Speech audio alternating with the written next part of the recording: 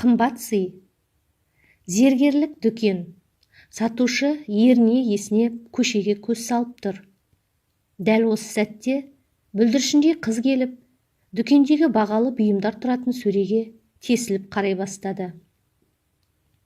Іздеген көзімен тапқан кішкентай қыздың жанары жарқ етті.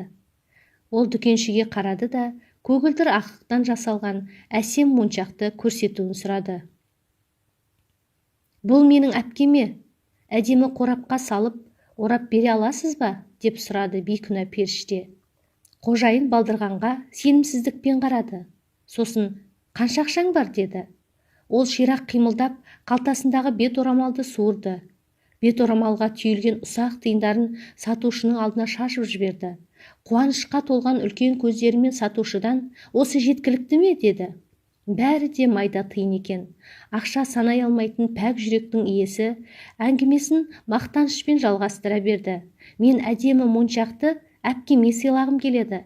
Анамыз қайтыс болғалы, ол үнемі бізді бағумен өзіне еш қарамай кетті.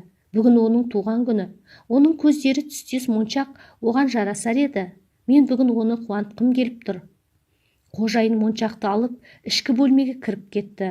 Ол жақтан өте көркем қорапша келді де, моншақты ішіне салып, сыртын көк түсті баумен әсемдеп байлап берді. Ұста, деді сосын қызға.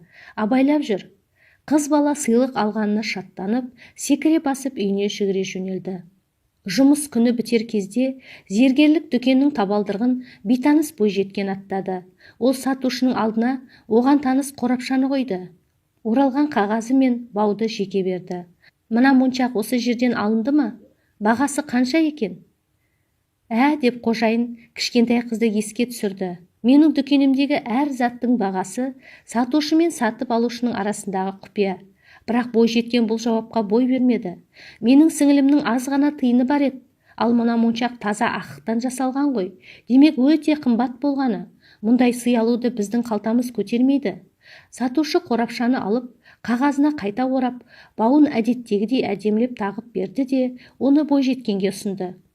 Ол бұл моншақты өте қымбатқа сатып алды. Кез келген ересек адам бере алмас бағаны төледі. Ол қолда барының бәрін берді, деді сабырлы қалпынан айнымай. Аядай дүкеннің ішінде шыбынның ызыңы естілердей тыныштық орнады. Бойжеткеннің жанарынан екі тамшы үзіліп, дірілдеп тұрған қолындағы қорапшаға тамды.